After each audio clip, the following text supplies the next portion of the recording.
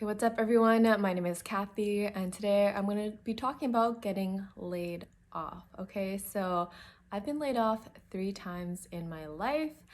It's no fun. A lot of emotions going on, a lot of self-doubt, a lot of questioning. Sometimes you'd be surprised, sometimes not surprised. For me, this last time it was like somewhere in the middle.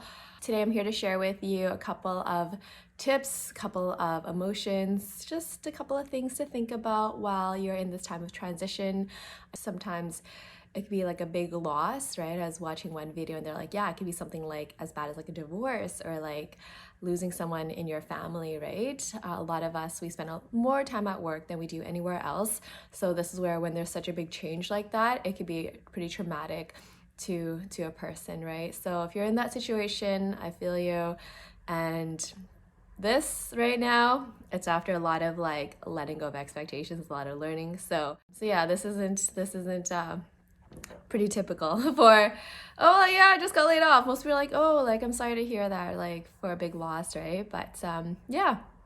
Anyways, let's get started. Okay, so first off, you are probably getting paid out, any remaining vacation time, your severance pay. So that's like a good amount of money to kind of give you some cushion for you to like process your emotions or process the ideas that you have around the whole change, right? All right, so the first thing you can do after getting laid off is applying for employment insurance, or in Canada, like EI. And even though you might not be eligible right away, there's like a waiting period. You can apply, given that your employer has like submitted the record of employment for you to receive money from the government when you are eligible. There's typically like a 2-week waiting period. All those details are on like the CRA website. So yeah, why not? And just get on it, right? It probably takes like 20 minutes to fill out. You have to know like when you started, when you ended, like they'll have all that information available, okay? So that's one. Second thing you should be doing is getting an idea of your budget, right? Because now you're not sure when your next job is gonna come in. And even though you did get like say a severance amount, your vacation days paid out, it's good to get an idea of how much your monthly expenses are. So there's 2 categories for that. There's your fixed expenses, like your home payments, your rent, your mortgage, and your car insurance, and then your variable payments, right? Like your groceries, gas, and all those like entertainment expenses, right? So if you know what your fixed expenses are, you get to know what is the minimum amount of money you need to have in your checking account, right? Everything else you kind of just like control or budget after, right? But with your fixed amounts, you can also even contact them to see, okay, for mortgage payments, can I skip a payment? For student loans, they have the repayment assistance program in Canada. You can apply for that.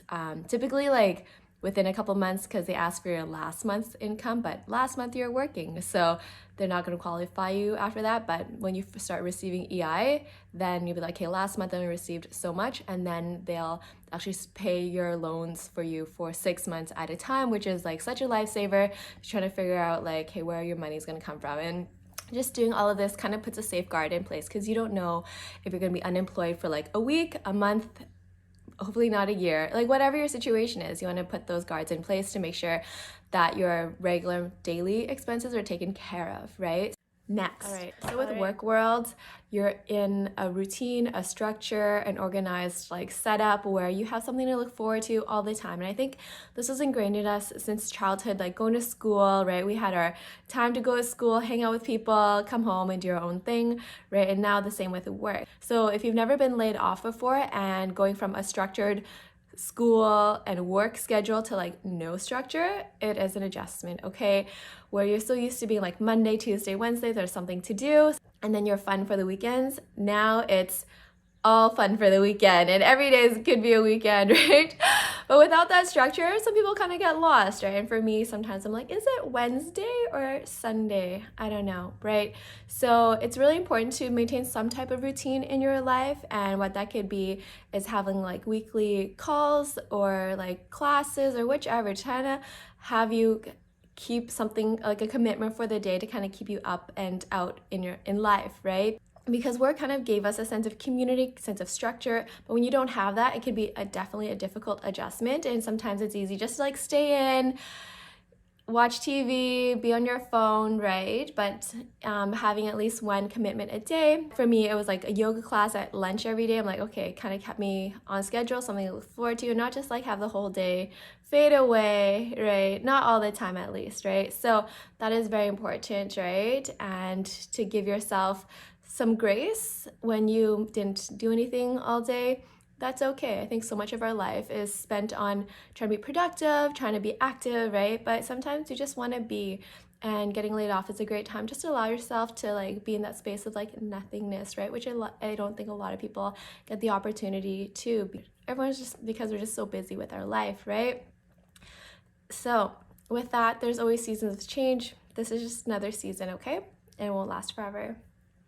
So enjoy it while you can, okay?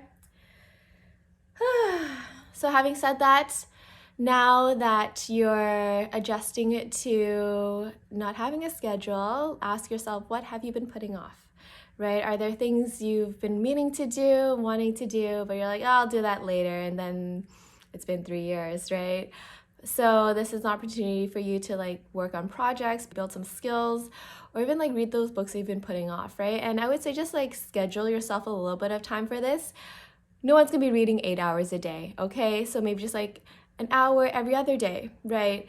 Because there needs to be a variety within your life, within people, within skills and contribution, right? So this is where you look and say, okay, what do I want to do? A lot of people say travel, like that is valid as well. And see, okay, is there, and look at why you want to be traveling, right? Which leads me to my next point. This is a great time to heal relationships, right? Connect with people maybe you've had grudges with, and just have a different reflection and perspective on life. And for me, it was connecting with my mom, my brother, and my dad in a more meaningful way beyond like the holiday visits, right? Anyways, I have another video on that. Check out my previous channel. Video. Anyways, yeah, but today I'm here to share with you practical tips, and sometimes life just gives us lessons, and then situations will come into our life repeatedly for us to learn. And if it's not in one environment, it'll be another. So this is where you have to take a look at yourself and see, okay, how are the quality of my relationships? How is the quality of my life? And really evaluate and say, okay, what do I like and what I don't like? So you can do this within your personal life and then within your professional life, right? A lot of times we're just caught up with day-to-day activities, but within your professional life, this is a really great time to look back at the work that you have done at your company and say, okay, what did I do well? So having said that, so much of our identity is like tied up within our work, and this is the time for you to take a step back and really acknowledge yourself for the work that you've done well, because one day if you choose to start applying for jobs again, you're gonna have to talk about your previous role. And while it's still fresh in your memory, you can take the time to see, okay, this is what I did well, the skills I used, the accomplishments that I had, right? So, and also be honest with yourself, what didn't you like, right? Was it the type of work, type of people, whichever, right, that could have been improved, thinking back to your performance reviews, right? What could have been improved, or what were you working on? So this is a time to be honest with yourself and say, okay, this is what I did well, right? And like take a moment to appreciate that as you're in this transition, and really just take that into your next opportunity or role, whether it's a job or starting something on your own, and just recognize that you have so much to offer, okay? You're at that last company for a reason. And this is where you can see how much you've grown as a person and how your skills have improved for you to bring your A game to your next role, okay? So having said that, every time there's a change like this, it's an opportunity to really grow and connect with what's really important to you. It might be another role in a same industry, same role, different industry, maybe a new opportunity altogether, new industry, whichever, right? Some skills are very transferable. So this is where you have to understand yourself and what you want to bring to your next opportunity. And during this time, just enjoy it, right? It's not easy. A lot of your friends are going to be working on a Tuesday afternoon when you want to hang out, but know that there's many people who are laid off as well. So you're just going to find a few good people, right? Do the things that are important to you, that make you happy, and you get to set the standards for your day, okay? So whatever that is, you get to decide. That is all I want to say for now. Much love, and until next time. Bye.